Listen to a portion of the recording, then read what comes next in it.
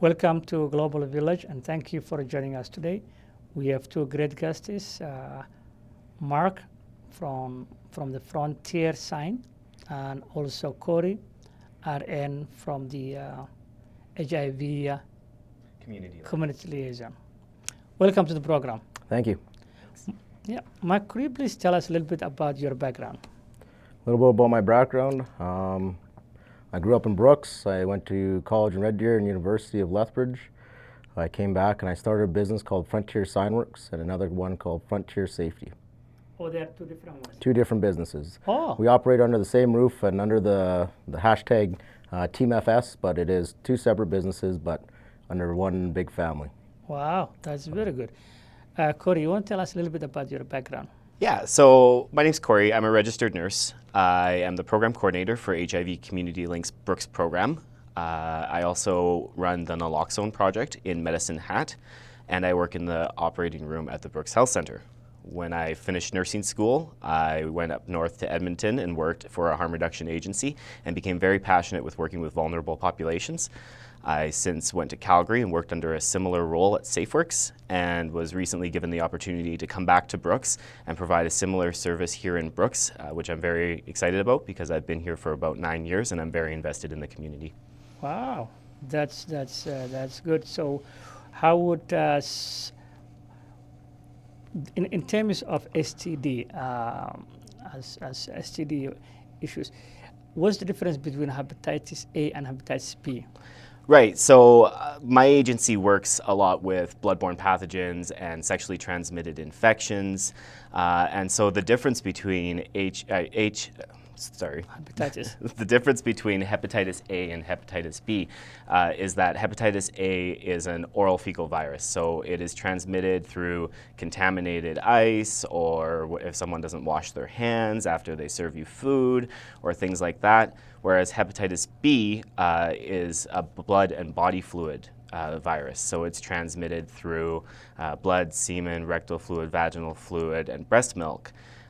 They're both vaccine preventable, so you can get a vaccine that can prevent them. My agency typically works with HIV and with hepatitis C.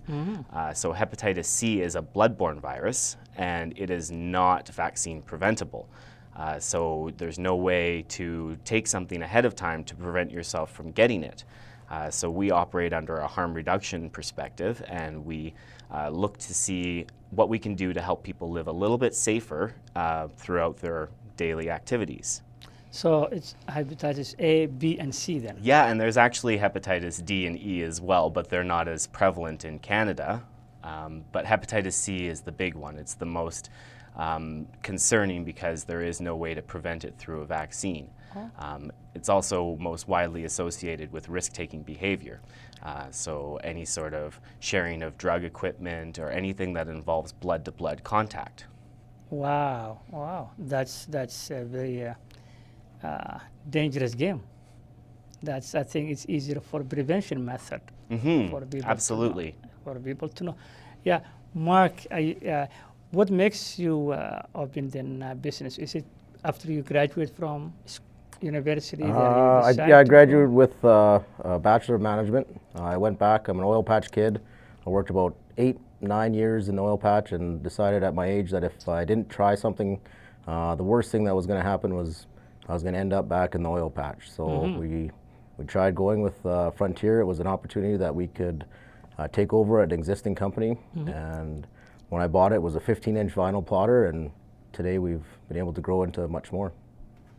So when you came out of the oil patch, that's when you decided to move on to your own business then? Absolutely, yep. My wife was believed enough in me that she said we could take the risk and leave an oil patch job and lifestyle and try an opportunity of earning your own paycheck as you go. And it was a lot of fight. We've been over in business now. This will be our 6th year, and it's been a lot of learning. I bet it's not easy. It's a challenge, but that's a vision that you can achieve. Absolutely, day-to-day challenges. Day-to-day That's challenges. the best way to take it, or else it'd be overwhelming. But at least then you are heading to the vision that you love to do. Absolutely, yep. Yeah, no, that has a very good advantage. And bet. Congratulations. Yeah. Thank you. Yeah. So, how would someone prevent, for example, for getting, or how will be the prevention method of that STD diseases? Right. So my agency typically works around the prevention and advocacy and support aspect. And because we're a harm reduction agency, we work with people and we meet them where they're at. So we accept that every day people take risks, and risk taking occurs on a continuum from high risk to low risk. When you get in your car in the morning every day, you take a risk because you might get into an accident. To reduce the risks associated with that, you wear a seatbelt. Right? So harm reduction is like a seatbelt for communities and individuals who are engaging in high-risk activities. So when we're talking about preventing the spread of HIV, hepatitis C, or other sexually transmitted infections, we talk about risk reduction. So safer sex, using condoms, female condoms, male condoms, dental dams, things like that. And then also learning how to properly use them.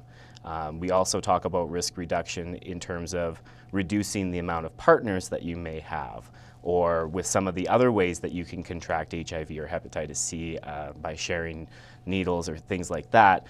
We encourage people to make sure they never share equipment, make sure they never share equipment for tattoos and piercings and things like that, so that if they are going to take part in these kinds of behaviors, they're at least doing it in a safe manner. Wow, that's a good information for the viewers, and I hope they will be listening. Yeah, Mike, when you mentioned safety, for example, what is the best way to have when you are at home, a lot of things probably people see as not safe. Last thing that you need is having a fire at home, or things like that. So what is your maybe professional information to the viewers, for example, to prevent fire, for example, in the kitchen, in things that they overlook? We're lucky enough, we started our safety company in 2014, and one of the things that we did do was some of our partners had kids. So one of the things that they looked around the house were, how can we prevent things that everyday households need? One of them, most people, if you look in your house, you probably don't have a fire extinguisher anywhere near places that they probably should be. If you look in your kitchen or in your garage or even downstairs by your washer and dryer, you should definitely have something there. First aid kits, when your kids are running around and you're searching for a Band-Aid, if you have it in the same place and have it in a consistent spot, then the kids know where to look for it. If you make sure that weekly or monthly you're checking to make sure you have your gauze pads, your bandages, all of your necessities for that month kind of checked over, simply kind of like your smoke detectors that you check monthly that need to be done. There's lots of things in the other home. You can put up a list with phone numbers and contacts near the phone, which could be also near your first aid kit or fire extinguisher. I think at the home, the best thing is for kids to make sure that it's a consistent spot for them to go to. Wow. What about a carbon dioxide, which they call a and lots of homes, yeah, absolutely. Lots of homes, they don't have carbon monoxide. Adding that to your safety would be good. A lot of new home security systems actually add that as a feature, but that's definitely something people should look into. Oh, okay. To have that, there's a monitor of that? Absolutely. Oh, okay. Okay. So I see. Okay. So that's very good.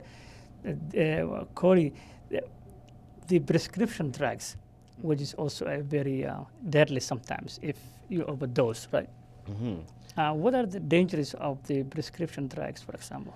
Right. So in recent years, we've seen a sharp increase in opiate-related overdoses in Alberta and in Canada. And so an opiate is a branch of medications that are derived from the poppy plant, from opium. They're used to treat pain, typically. They bond to specific receptors in our brain, gastrointestinal tract, spinal cord, and they act like a lock and key mechanism. So when you take them, they fit into those receptors, and then they produce a sensation of euphoria and decrease the sensation of pain. In recent years, we've seen a large rise in opiate-related overdoses in Alberta, particularly from fentanyl. And so fentanyl has kind of come up in the media quite a bit, and it is incredibly potent compared to other opiates, and it's being placed into other types of medications, other types of substances, so people aren't even aware that they're around. So the dangers with that is that people don't know what they're taking if they are using that, and they don't know the dosages, and so they put themselves at risk for an overdose. So certainly it's important to know what you're taking and knowing your source and not using alone, and making sure that you know what your tolerance level is at and everything that you can do to prevent that kind of overdose incident from happening. Wow. Is it something that you won't be able to get from the pharmacy, or it has to be prescribed? Fentanyl is not typically prescribed in the community. If it is, it's shown on a transdermal patch. So it's something that people would wear, and it over time slowly releases the medication. We're seeing the fentanyl being produced in illegal laboratories and then being marketed as other medications, so being sold on the streets. And so that's part of where the problem has come from. Wow. That's a very dangerous game. Yeah, especially for the youth. Absolutely. Yeah, that's especially for the youth. Mark, you've been in business for 6 years, and you are one of the 2 companies that have been awarded by Alberta Chamber. Yep. Wow. Yeah, we were this year, actually our first year in business in 2010, we were a finalist for the New Business of the Year with the Chamber of Commerce. Last year we were lucky enough, we won the Business of the Year under 20 employees through the Brooks Chamber of Commerce. And actually the Chamber nominated us for a Small Business of the Year through the Alberta Awards. There was 100 nominees, and we were selected in the top 4 finalists, and we got to go to Edmonton and enjoy an amazing evening, and we weren't lucky enough to win, but it was a pretty cool trip. We were very, very fortunate to meet a lot of people and see Alberta at its finest, for sure. It was really cool. So we've been very fortunate with some of the awards that we've been able to win. The problem of the newcomers, because most of them came from a different background. So how would a family or parent will be able to know if their kid is hooked to some sort of drugs? Is there a symptoms? Is there things that they can able to feel or to see? So when we talk about risk-taking behavior and sexual health and those kinds of things, there is no specific demographic or population that is at a higher risk than anybody else. Addictions doesn't know any bounds like that. It doesn't restrict itself according to any certain populations. So the best way really to know is to have an open dialogue with your kid and to arm yourself with good information and to create an environment where if something comes up, your child feels comfortable coming to you and talking to you about it. Because the youth are incredibly resourceful, and if they want to hide something, sometimes they're quite good at it. But if you have that open dialogue, then hopefully if something happens, then you'll be able to go there for support, and you'll be able to talk to your parents for support. Not talking about it doesn't mean that it's not happening, but a lot of people are hesitant to talk about it because maybe they don't have the right information. So making sure you're educated on it and making sure you understand what sort of trends are in the community and what's going on is the best way to recognize these kinds of things. Yes, the fact that most of the newcomers or new Canadians came from a background where most of the drugs available here are not available there, so they won't be able to know. That's the challenge they have sometimes. But is there a awareness that you have sometimes through organization? Is there a thing that they probably be able to attend? You go to the schools, I believe. Absolutely, yeah. So knowing where to get support and knowing where to get information. So certainly my agency is very well versed in helping people learn about substance use, learn about sexual health. There's other resources in the community, Alberta Health Services, Addictions and Mental Health, the Sexual Health Nurse. So there's lots of places, Spec Links. Those are all very excellent resources that you can go to in order to get more information about that. Yeah, BCIS. BCIS, Francophone, yeah, the Francophone organization. Yeah. And you do go to the schools then? Yeah, and so some of what I do involves working with the youth. I go to BCIS to work with the youth group there. I go to the junior highs to do the Healthy Relationships Fair, which happens on an annual basis. I go to the high schools to their comm classes and teach about HIV awareness and Hep C awareness, and also just about normalizing sexual health and making people comfortable in discussing things and knowing where to go if you need help. Wow, that is oh, that's good. And there's a website they can get into. Yeah, www.hivcl.org is where you can go to get more information.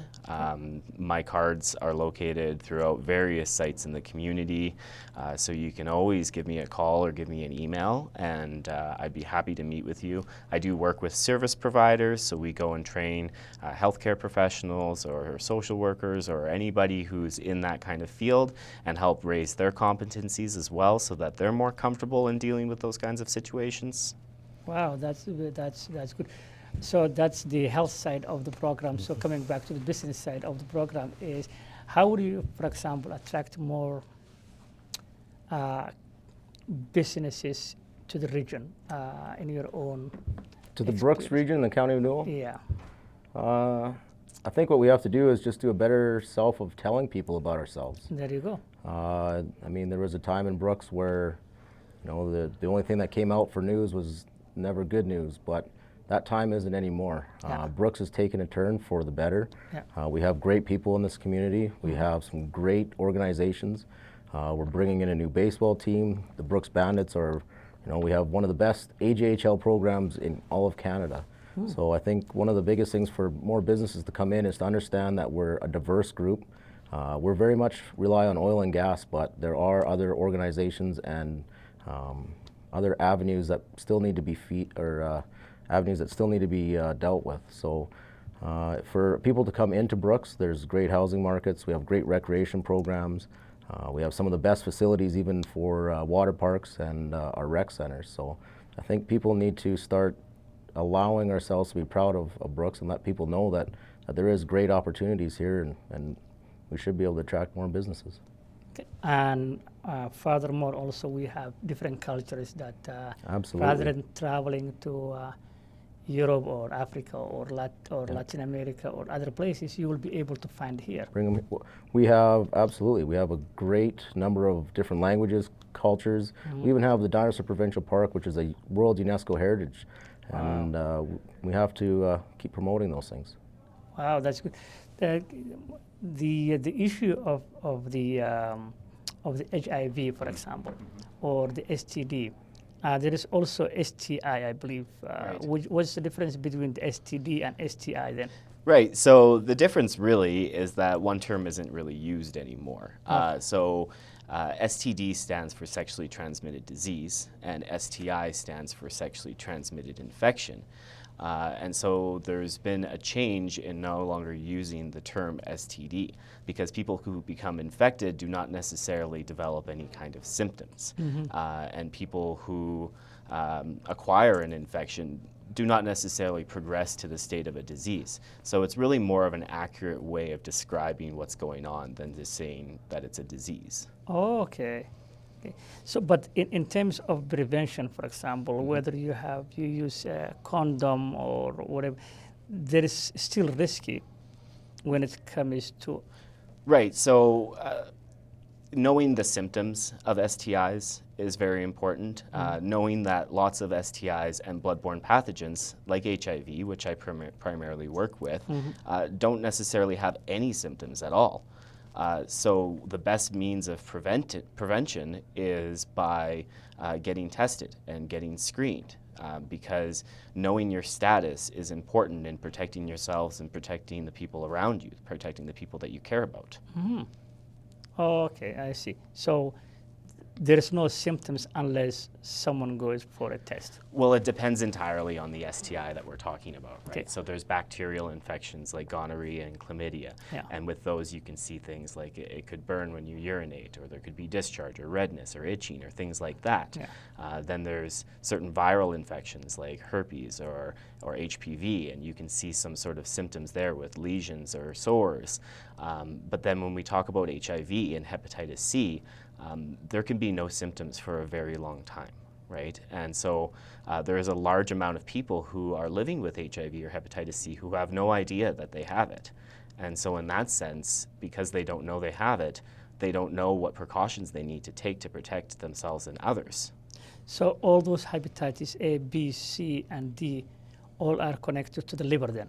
Yes. Oh, okay. So when you break down the term hepatitis and not talking about any kind of viral infection, hepa means liver and itis means inflammation of. Anything that ends with itis means there's inflammation of. So hepatitis is inflammation of the liver. And you can get hepatitis through consuming alcohol chronically or by having a fatty food diet. But then there's the viral hepatitis, which you acquire through those ways that I talked about before. And so I forgot what your question was. And are they all connected to the liver? That's Yes, yeah, absolutely, yeah. they are. Yeah, yeah, they all attack the liver then. Hepatitis A, B, C, D, right? Yes, Okay, absolutely. they're all connected to the yes, liver. They're all connected to the liver. Okay, that's hepatitis stands for liver then. Yes, Oh, HEPA okay. means liver. Hepa means liver. Oh, okay, that's And- what they call. And HIV stands for human immunodeficiency virus. So it is another type of virus, but it directly attacks the immune system. It attacks the CD4 cells in your body, and it makes it difficult for people to fight off any other kind of infections.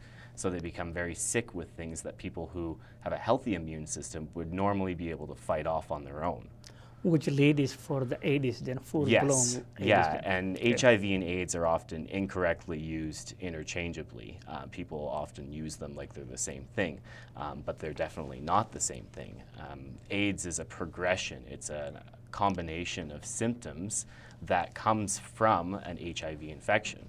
But in Canada, we have such good treatment. As long as people are accessing treatment and routine testing, they may never progress to an AIDS diagnosis. In other countries, in developing nations, that sort of treatment and awareness isn't as universally available. So they still do see people who are living with AIDS in different countries as well. Wow, that's that's good information for especially for the youth from the middle grade maybe 5, 6, 7, 8, 9, 10, 11, 12, or from grade 7 I think onwards.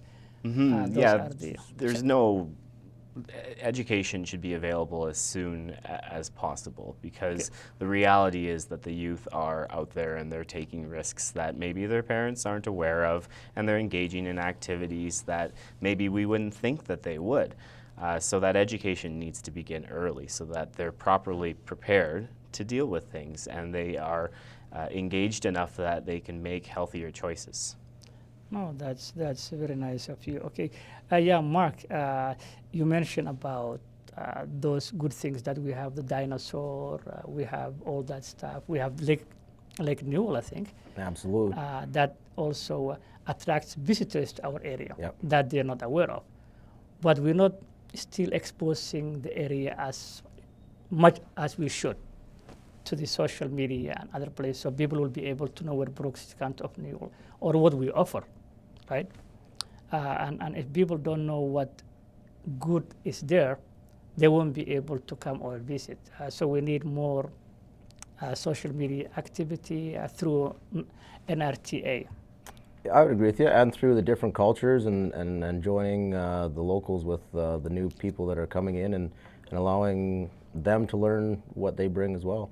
It can be lots of things like the rodeo, bringing in the new side that you guys are doing with the new culture and the performances and interchanging or incorporating, I guess is the better word. Then the world is our marketing. We can bring as many people as we possibly can to come visit our place. Yeah, you never know. We might get to the point of the Stampede or Ontario. I think they have carnival or carnival, I think. I don't know about British Columbia if they have, you have same event of Stampede or carnival in Ontario in BC. Yeah, there's lots of events in BC. That Multicultural, I'm talking about. multicultural events in BC. The BC has a ton of great cultural resources and events that they promote routinely. What would you advise for the youth to stay in school? The advantage of being in school, the importance of education, not to drop out the school.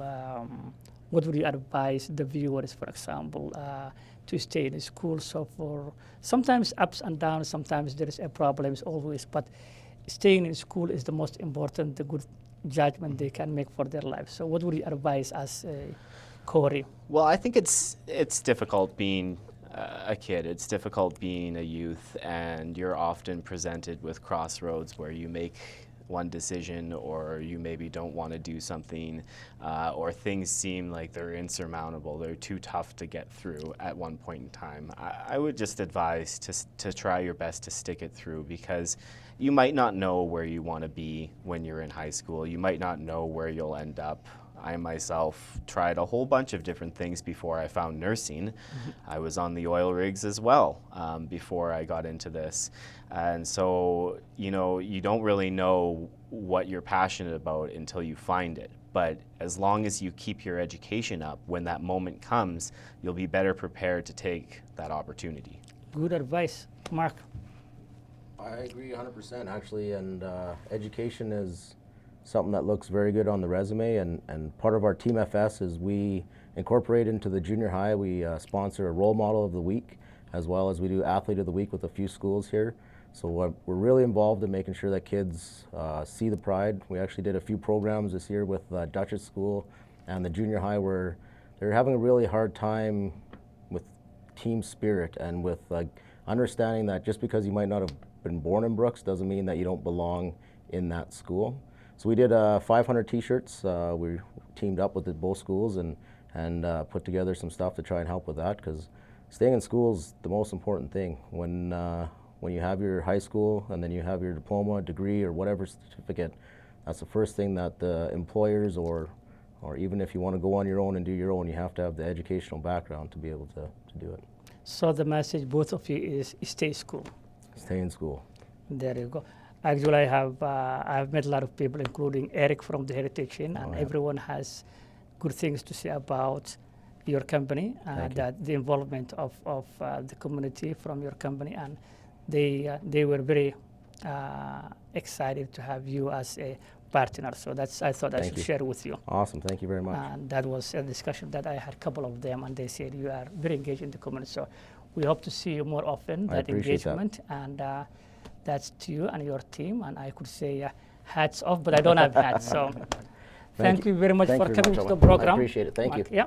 Thank you very much, Corey. You're doing a great job. I think the youth is very important for prevention method of this health-wise, and that's what the youth is all about. So you're doing a great job, and we hope to see you more often in the near future. We keep our tough questions next time. Okay. For both of you. Thank you very much, and it's very honored to have both of you. Thank you.